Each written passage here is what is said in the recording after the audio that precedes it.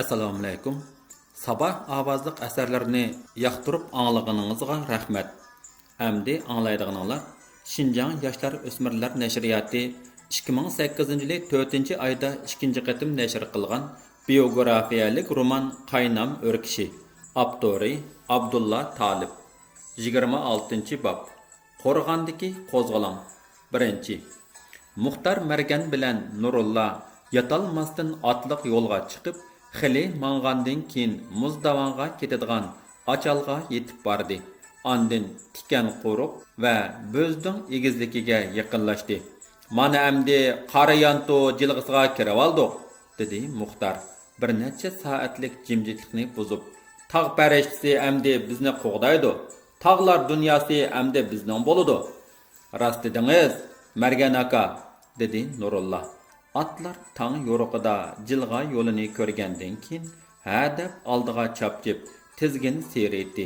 Qara sayning ushshaq tashlari atlarning tuyoqlariga urilganda val-vul o't chaqnab turadi va bu tashlar yo'lning ikki tarafiga uchib tushib, jilg'a ichida aks sado paydo qiladi. Atlarning ritmliq oyoq tovushidan cho'chib, qo'yuq chakanda orsidagi o'sidan qo'zg'alib ketgan say to'rg'aylari hadab sayrashga boshlagan edi. Ikki palvon jilg'iga ichkirlab kirgandan keyin o'zlarini yenik his qilishdi. Shunga ular oldi bilan mingan atlarining ta'rifini qilishmadi. "Bu qayerning atlari?" dedi Muxtar Margan. Atning seliq yo'rg'a mingishiga masligi kelib. "Aralning uruqidan", dedi Nurulla. "Mundaqda Aralning eti dangliq degan so'zni menmo anglagan. Rost shundoq ekan. Bu atlar menga yardi. Lekin Aralning dangdar atlarining qara qashliq mollamga yarmag'ini qiziq ish ekan." "Qaysi qara qashliq mollamga yarmagan ekan?" Muxtar Marganning birdilla 11-nomerlik kamerda shoir Bilal Azizi o'qib bergan Xotin qara qashliq Ahmadshoh Qaraqash degan shoir Aralliq nazar muftiga yozgan at to'g'risidagi muhammas esiga kelib kulib ketdi va Nurullaga hikoyani qisqacha so'zlab berdi. "Men Aqsu turmisining 11-nomerlik kamerda Xotanlik shoir Bilal Azizi bilan birga yotdim. Bu kishi shoir, qo'shoqning mahiri bo'lib, nurg'un she'rlarni yodqa biladi ekan.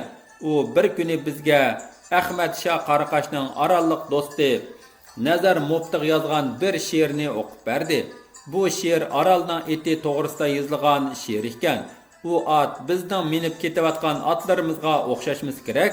She'rda ta'na masxira qilinib, atning ayblari bak kulkilik tasvirlangan. Biz bu she'rni yozgan mollamning shoirlik iqtidoriga hayron qoldik. Lekin men she'rning tekstini to'liq tutib olmadim." Ular yo'lda ketib o'tib, yana turmadagi mahbuslarning hayotidan so'zlashmadi. Muxtar Margan Nurullaga saqchi jasuslarning Nadan Osmanni qandaq qiltaqqa tushirib olganligini, Lutfulla Mutallibning turmadagi qahramonliklarini tafsili tunishtirib mandi. Keyin ular solga burilib Bo'zdongning ustidan Paqiliq va Tag'liqqa ketadigan Buyunqir degan egizlikka yetib kelganligini sezmay qilishdi. Ancha o'tmay yeshil jilg'a ko'rindi. Muxtar Margan Nurullani yeshil jilg'ida o'ltirishliq bir qirg'izning oq uyiga boshlab mandi. Kun dal ash vaqtidan o'tganda ular oq uyning oldiga yetib bordi. Mo'ylari o'sib ketgan ikki it avishib kelib mehmonlarning oldini to'sidi. Uninggacha oq uydan bir yosh kelinchak chiqib, qo'lga tosh ilib itlarini qo'g'ladi. Palvonlar oq uyning yeniga berib atlaridan tushdi. Arada oq uydan 50 yoshlar atrofidagi bir chol chiqib keldida Muxtar Margan bilan qizg'in ko'rishib, ularni uyga boshladi. Uyga kirgandan keyin ular qizg'in parang'a tushdi. Kelinchak mehmonlarning oldiga ayron va ko'mashnon keltirdi. "Bugun yaxshi soatda kelibsizlar. Bir kecha qo'noq bo'lib beringlar. Atlarga bolalar qaraydi. Choydan keyin uxlab aram elinglar", dedi chal mehmon do'stlik bilan. "Biz keyin yana kelamiz", dedi Muxtar. "Bu yerda ozroq dam ilib olayli. Men bu uyga burunmo ko'p kelgan, ko'p mehmon bo'lgan. Rahmat sizga." Chalning o'g'li atlarni Toyundurgıca mehmonlar çayni içip bolup bir az köz yumup aldı. Çal Muxtar Mergen bilen Nurulla uxlap qopqıca bir oğlaqni soyup, et asti qilib pişirip tayyorlab qo'ydi. Kun peshin bo'lganda mehmonlar qo'rsoq to'yg'izib yana o'z nishonlariga qarab atlandi. Endi boradigan manzilimiz, dedi Muxtar Mergen sabdishi Nurullaga. Ko'k yaylaq, chalning aytishiga qaraganda bizning izlaydigan kishimiz ashu ko'k yaylaq degan joyda ekan. Ular shimol tarafga qarab ilgirlab, egiz davanlardan ashatdi. Tek tağlar arasındaki tar jilg'alarni bo'ylab mang'atdi. Qarliq cho'qqilar barg'ansiri yaqinlashmoqda edi. Tağlaq va paqliq tağlarida o'sgan qo'yuq yeshil qarg'aylar ko'zga tashlanadi. Quyosh to'mir cho'qqining kayniga yo'shirinish oldida bu ikkalan ko'k yayloqning ustiga yetib bordi. Bu egizlikdagi yeshil yayloq Xon Tangri cho'qqisi bilan to'mir cho'qqa o'ttirsidagi o'rkashlab oqadigan Qarasuv bo'yiga joylashgan edi. Qarasuv daryosi qatmuqat tog' orasidan o'tib, Qo'rul do'ngning shimolidagi suv bo'lgich tog'ining yonida ikki bo'lakka ayrilib, cho'ng bir bo'lagi ot o'ynoq jilg'isi orqali Qumeriq daryosi eqiniga qo'shiladi. Ya'ni bir bo'lagi sharq tomon eqib, Qizilning shimolida sayliqqa singib ketadi. Muxtar Mergen bilan Nurulla ko'k yayloqning sharqiy shimol burjigidagi cho'ng bir oq uyga yetib berib, otdan tushdi. Oq uydan 3 kishi chiqib mehmonlarni uyga boshladi. Muxtar Mergen ular bilan xuddi qadinas yaranlarda ko'rishib, almon aytishib ketdi. Men bu yerga bir palvon yigitni boshlab keldim, dedi Muxtar Mergen do'stlariga Nurullani tunishtirib. Nayt yaxshi, bizga palvon kerak. Qancha ko'p bo'lsa, shuncha yaxshi, dedi partizanlar boshlig'i Esantura. Oq uyning bulingda bir ikki yenik avtomat va bir qancha miltiq turadi. Qurollarning yeniga otning egar jabduqlari qo'yilgan edi. Ishik tarafda yengila so'yilgan ikki jaranning go'shi esiqliq edi. Nurulla qurol yarog'ini ko'rib bu uyning partizan atratlarining Tangirtog' ustidagi faoliyat markazi ekanligini bayqadi. Qurol yarog'larning oshkora turg'idan qaraganda, dedi Muxtar Mergen Esanturaga chaqchaq qilib. Yurakinglar xili cho'ngib qolgan o'xshamamdi. Shundoq bo'lmaychi, dedi partizanlar boshlig'i. Bizni kim qo'rqita olgan? Ikkalan parang'a tushganda qolgan partizanlar mehmonlarni kutilish uchun qozonga go'sht soldi. Go'sht pishqicha Muxtar Aqsu ahvolini, turma hayotini, Lutfulla boshliq Aqsu turmisida qamilib yetayotgan munavvar ziyolilarning sarguzashtlarini partizanlar boshlig'iga tafsiliy tunishtirdi. Bizning aloqachimiz tunugun tog' orqasidan ishonchli yangi xabar akeldi. Sizlarning yetib kelishinglar biz uchun cho'ng madad. Biz ata bu yerdan qo'zg'alib, qo'rg'onning ikki tarafiga o'rinlashib, ishni qo'rg'ondan boshlamoqchimiz. Qo'rg'onni qo'lga tushirsak, Muzdavan bilan bo'lgan aloqa bevosita yurishib ketadi. Qo'rg'onning sharq tarafidagi Kelintosh atrofiga bir qism kuchni, g'arb tarafidagi Oqcho'qiga bir qism kuchni o'rnashtirsak, qo'rg'on atrofini muhofazat qilib turayotgan dushman qo'rshov ichida qoladi. Yordamga odam avatishga ulgura olmaydi, dedi Esantura. O'zining harakat planini o'ttirg'a qo'yib, "Biz sizning o'rlashtirishingizga bo'ysunamiz", dedi Muxtar Mergen. Partizanlar boshlig'ining so'zi oxirlashgandan keyin dushmanning ichki qismidan pash bo'lingan yangi xabarga qaraganda ularning qo'rg'onni tutib turishga ko'zi yetmaydi. Ular faqat kuchini to'plab Oqsu sepilini qo'g'dash qo'yda bo'lyotidi. Sepil tuviga partizan kuchlarini yaqin keltirmaslik uchun Sepil cho'risidagi uylarni butunlay buzib tashlamoqchi bo'lyotidi. Jon talishib ko'rish uchunla qo'rg'onga ozroq askar qo'ydi.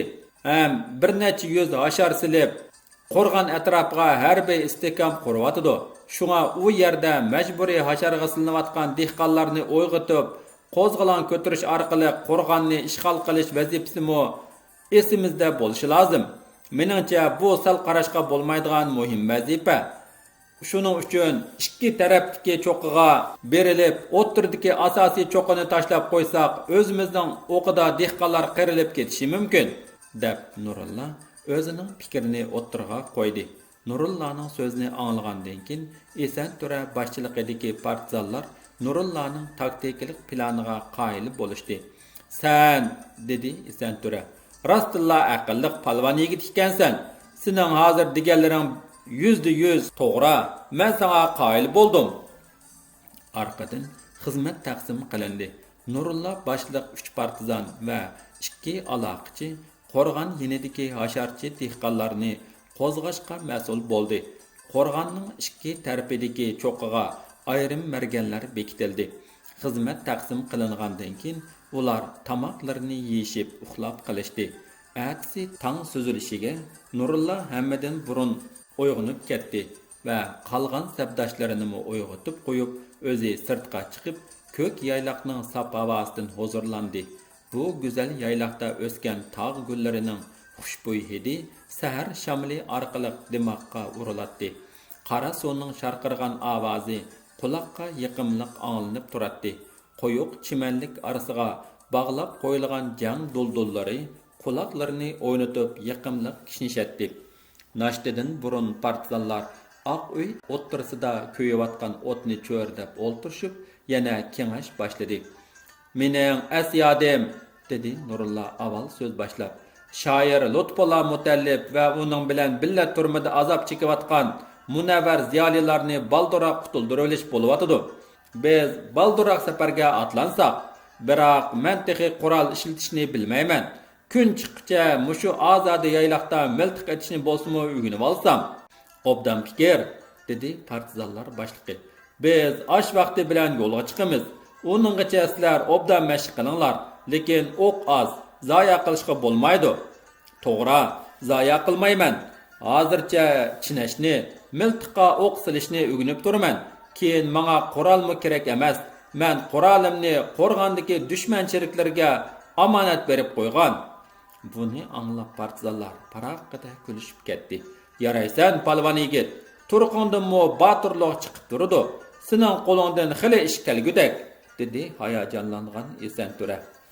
"Ashuriyatdingiz unchilik emas, biroq ko'nilar jangning birila jang, qolgan 9 rang debdikan.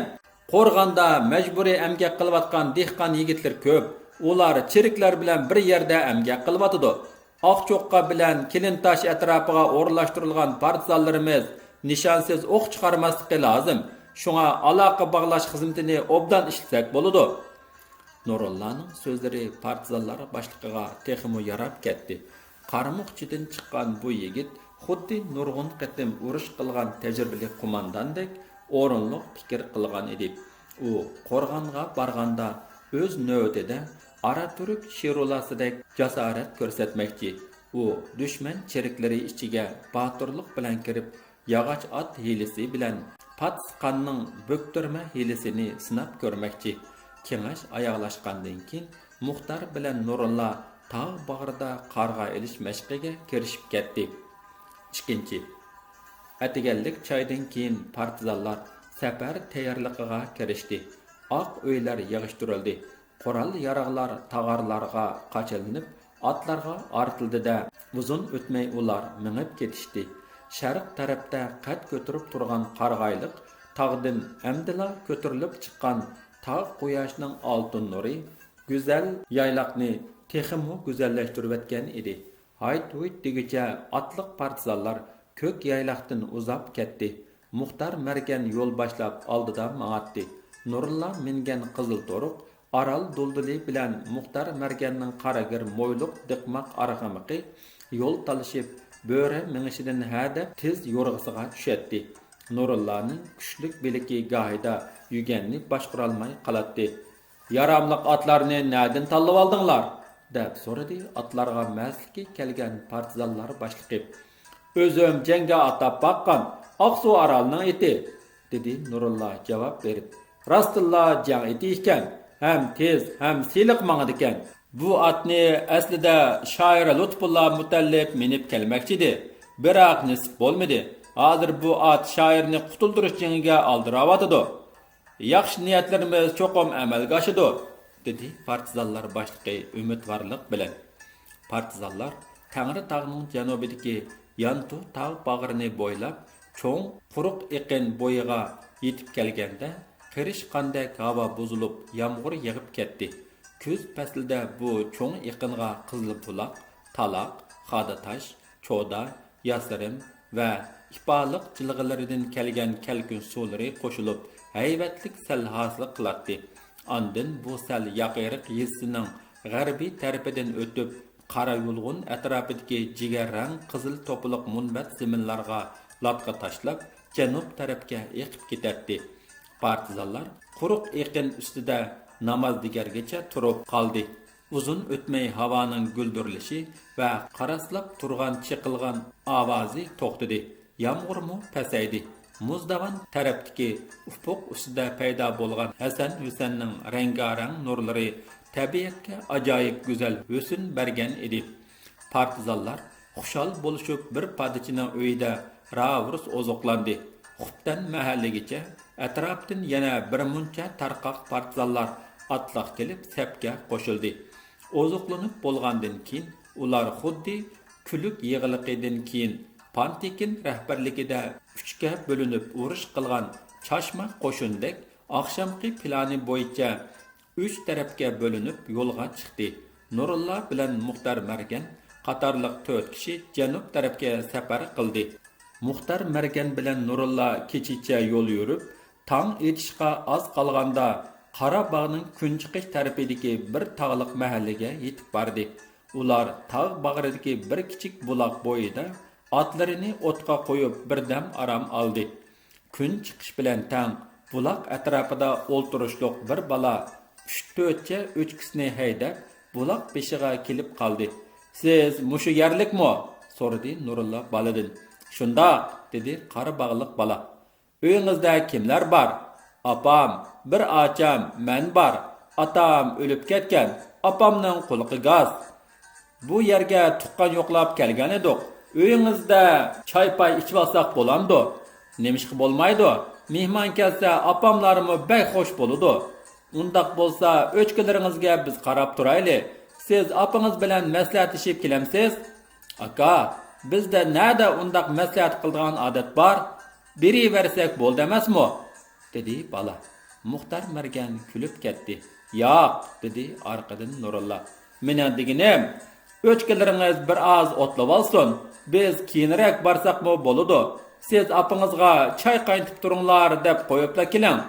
Bola ketib 10 minutdan keyin aytib qo'ydim deb qaytib kelib, o'chkilarini buloqning sharqidagi bir kichik jilg'a haydab qo'ydi-da, "Yuringlar, mal hech yerga ketmaydi. Uyga borayli. Sizlar choy ichinglar. Qaytib kelib, malga o'zim qarayman", dedi. 4 partizan balaning keynidan mandi. Uning uyi yaqinla yerdagi bir o'ymonliqda edi. Mehmonlarni balaning opsi va ochisi qizg'in qarshi oldi.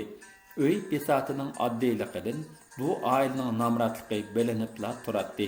Kang supsiga bir cho'ng ko'ni palas va palas ustiga ko'nrab ketgan bir parcha qora kigiz silib qo'yilgan edi. "Muma", dedi Nurulla supiga chiqib o'ltirib bo'lgandan keyin.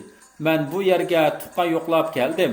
Ma bu 3 tuqqinimiz Qarabog' Arshonga davolanishga keldi. Atiganda biz buloq bo'shda o'g'illar bilan ko'rishib qoldik. O'zlarini yo'qlab o'tayli deb keldik." Momayning qulqi ig'ir bo'lganlikdan bola apsiga Nurullaning so'zini unlik takrorlab uqtirdi. Uninggacha partizanlardan biri Xorjunga qochilib olgan Qurutdin 2 o'chum akilib Momayga sundi. "Rahmat bolalarim. Aciz o'roq, tul mazlumlarni yo'qlagan kishini Xudoyimmo yo'qlab turdi. Akalar, men chiqib atlarga qarab turay. Sizlar xotirjam o'ltirib choy ichinglar." Momayning o'g'li uydan chiqib ketgandan keyin partizanlar yana oqshomqi jaran go'shidan ilib olgan bir put xam go'shni Momayga sundi. Momay kelib, "Hashqalla rahmat" deb qo'lga ilib, "Safardan yerib ichib kelgansizlar. Mushu go'shni to'g'rab bardoq ishi aytib beray", dedi. "Rahmat Moma", dedi Nurulla kulib turib. Momay qizini oshqa buyurib qo'yib, o'zi mehmonlarga sutli choy bilan non ekeldi. Mehmonlar choydan keyin kanda birdam uxlab aram oldi. Bir soatdan keyin Nurulla Muxtar Marganni asta uyg'otdi. Qolgan 2 partizan o'rinda uxlaverishdi. Uy ichida hech kim yo'q edi. Keyingi qadamchi? So'radi Nurullah. Men mavu ikkalan bilan heliqi buloqning kaynidagi bir tunish qirg'izning uyiga o'rilishimiz. Sen qo'rg'ondagi hasharchi yigitlar ichiga kirib kuch to'pla. Bizning aloqa o'rnimiz mushu momayning uyi bo'lsin. Yaxshi, ikkimizning ko'ngli bir yerdan chiqdi. Lekin meningdan xabar bo'lmay turib, oldirab qo'rg'on tarafga o'q chiqarmanglar. Men qo'rg'onni ichidan ilish planini ishlab ko'raman. Sen esen tura atirtigimi bu planni yana bir qitim askartib qo'ygin. Baya Arshan gapini bek joyida qildim. Biz davolanish bahonasi bilan Arshanga har kuni chiqamiz. Arshanning ustida Kilin tashning ostida Osman gemisi degan bir o'ymonlik bor. Shu yerga pilimut o'rnatadigan istehkom yasaymiz. Bu istehkom ot taqsi shaklida shiban toshdan yasaladi. Noiti joy. Dal shu chog'da Momayning o'g'li uyga kirib keldi va mehmonlarga otlarning obdan to'yinganligini aytdi. Momaymu tangla kang ustiga dasturxon soldi. Qattiq uxlayotgan ikki partizanmu uyg'ondi. Ular mazalik suyuqoshni ichib, qo'rsaqlarini to'yg'izib, Momay bilan xo'shlashdi. Davomi bor.